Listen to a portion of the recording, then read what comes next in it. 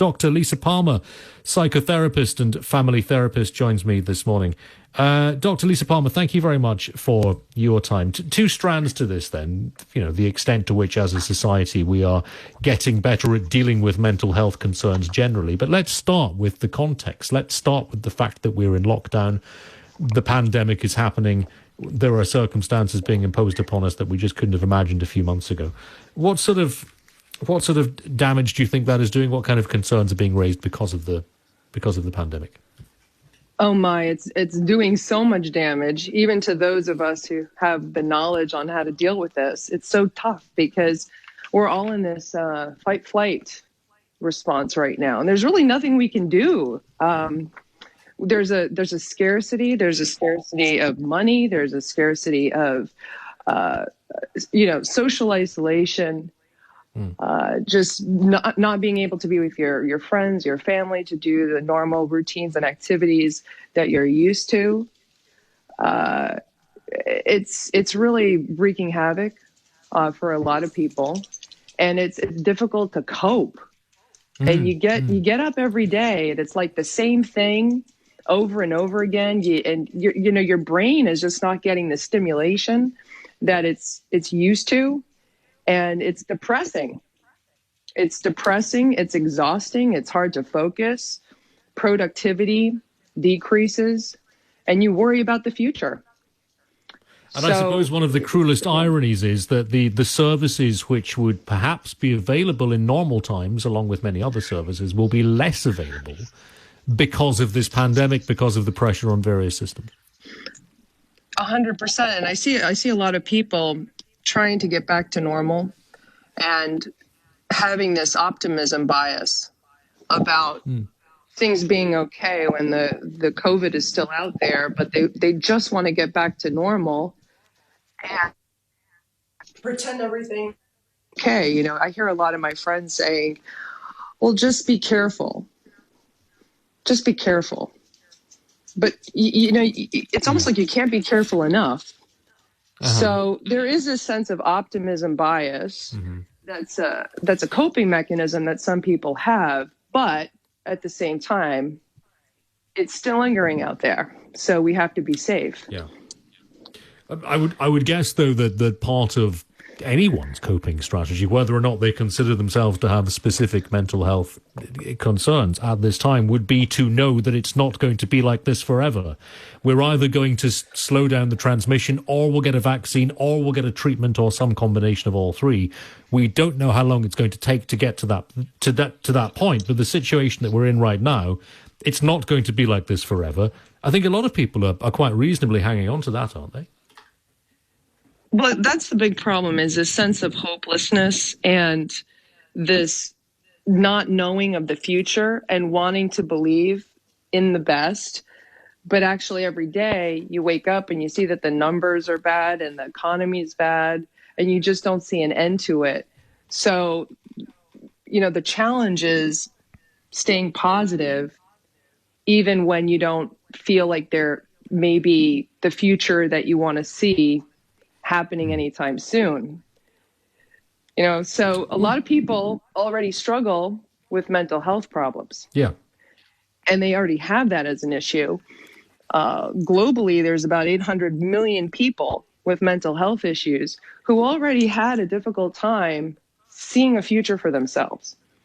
When they were able to get up and just go get a cup of coffee at a restaurant or hang out and be out and meet people, they had a hard time doing that. Now, when they don't have the ability to make a living for themselves or, actually get out and really do things, when they're limited for real, that just adds to the depression and to the anxiety and to the hopelessness that they were already experiencing before. So what's left for them? Well, so let's it's talk very, about very it. frustrating.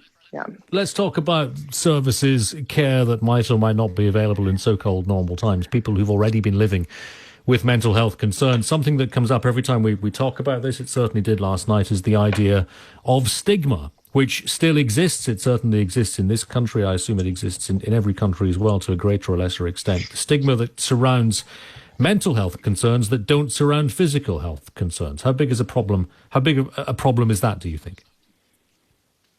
I think that it's getting better, to be honest with you. I think more people are becoming open about their various issues and being more authentic about the fact that they're human, and that sometimes, we experience anxiety or depression, and it's in context of the things that are going on in our lives.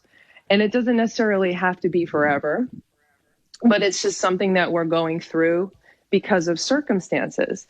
And I do believe that when we judge ourselves and we judge some of the different feelings that we're experiencing, we can actually do more harm to ourselves if we're not dealing with our problems skillfully, and instead we enter into a place of self-judgment and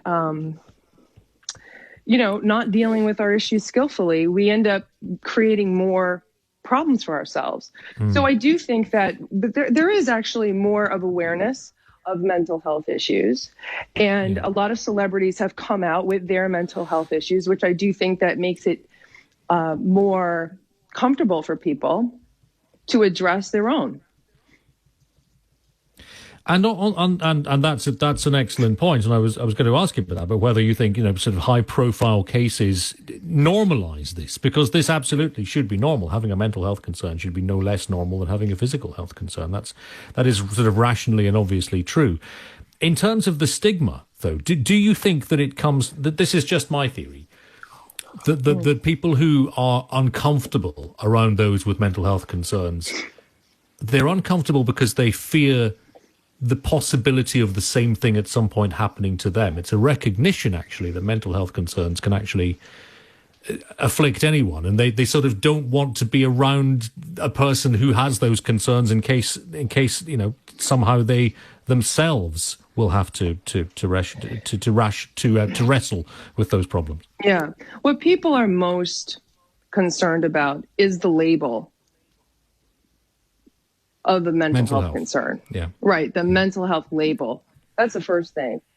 The second thing they're most concerned about is feeling like when they experience a symptom, that it's not just a symptom, but it's going to become a way of life. Like there's not going to be a way out of whatever symptoms or issues they're experiencing at the time. Like it's a lifelong sentence, and it doesn't have to be.